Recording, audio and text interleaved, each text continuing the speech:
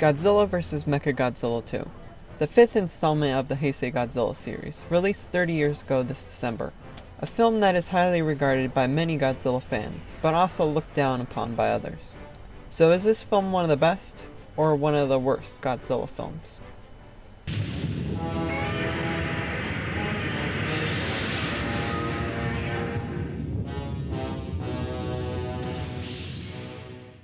Hello everyone, this is GSTE, and today I'm going to be reviewing Godzilla vs. MechaGodzilla 2. Well, let's get into it, starting with the plot. The plot for this film is designed to make you not know who to root for. Godzilla is the same as previous entries, but with Baby Godzilla being in the picture, Godzilla's motives make him seem more intelligent and caring than he did before. And the military's motive is to make the world safe from the threat of Godzilla. Having both sides not being the outright antagonist makes it easier to care about both. Having some characters close to Baby Godzilla makes you see things from their point of view, and it works very well with this film. As for the comedy in this film, it works very well, with it being balanced out by serious characters.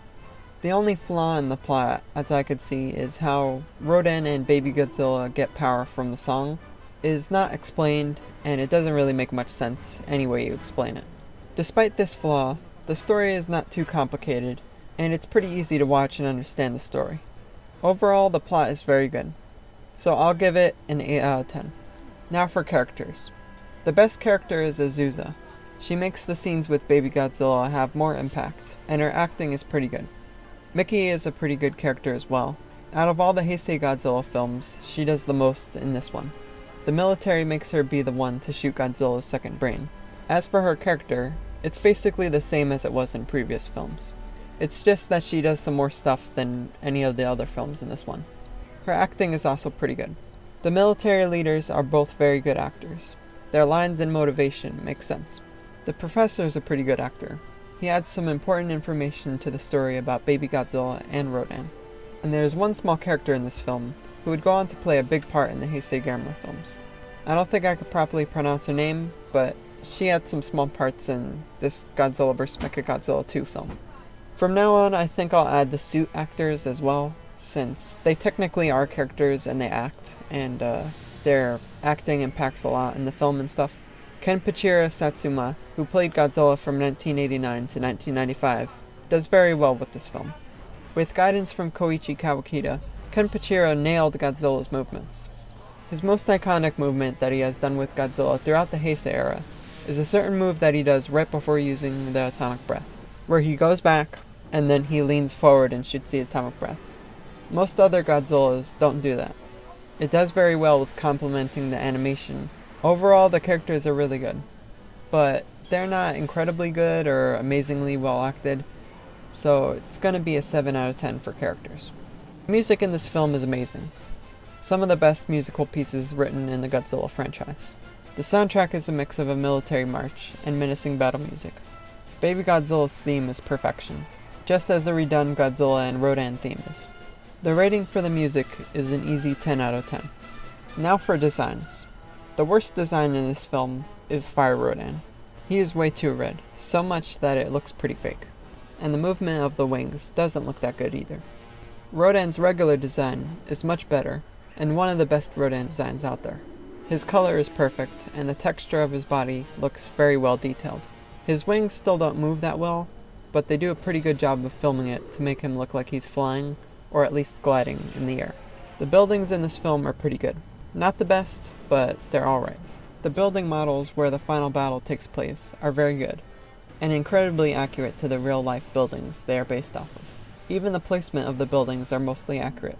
Although some buildings are under-detailed and look plain, most of them are pretty good. Also, most of the forest areas are well done. Although one scene where Godzilla fights the army doesn't look that good, but most of the forest areas look pretty good. Godzilla's design in this film is one of the best.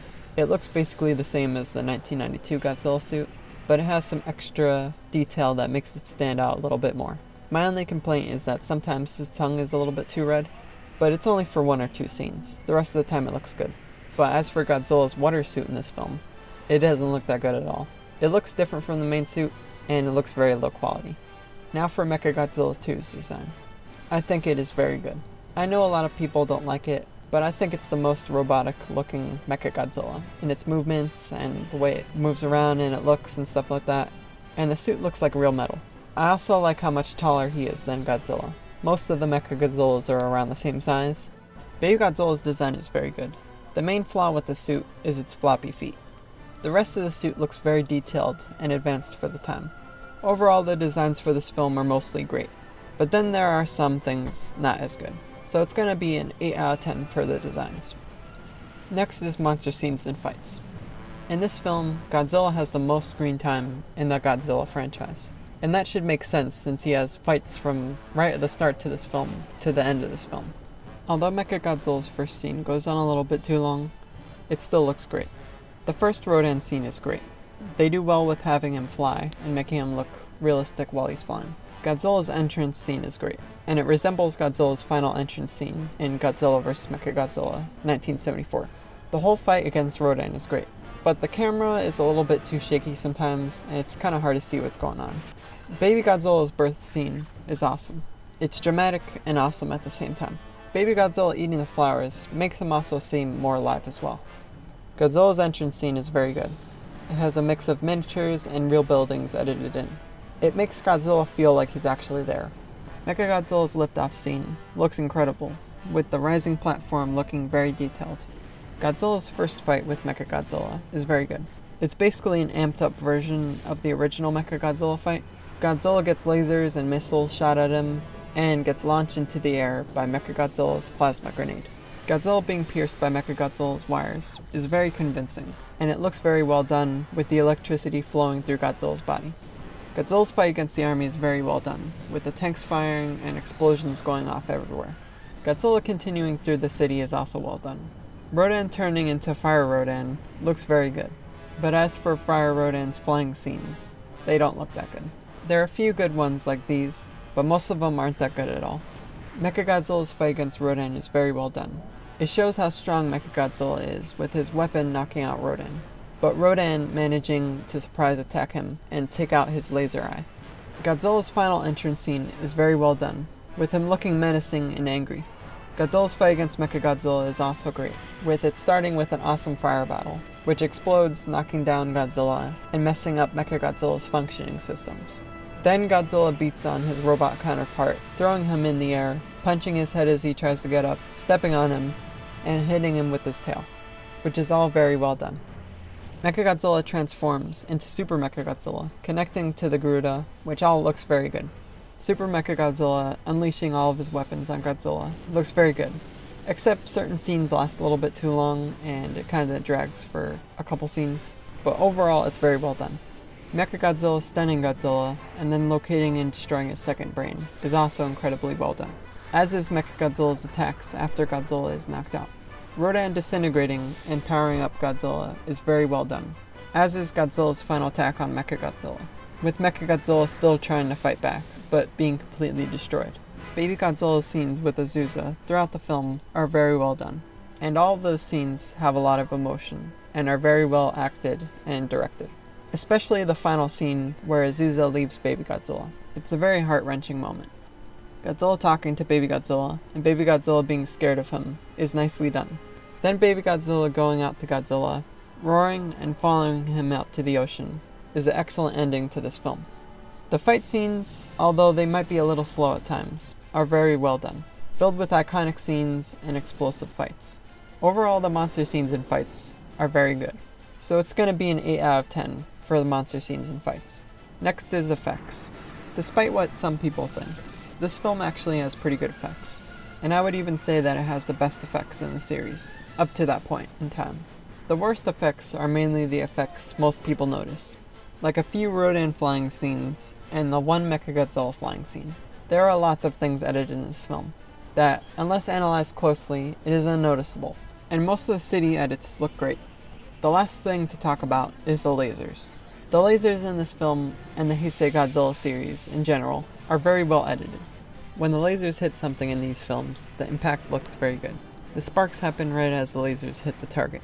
Godzilla's atomic breath looks great most of the time. Sometimes it looks flat, but most of the time it's very well edited. Rodan's atomic breath looks very good as well.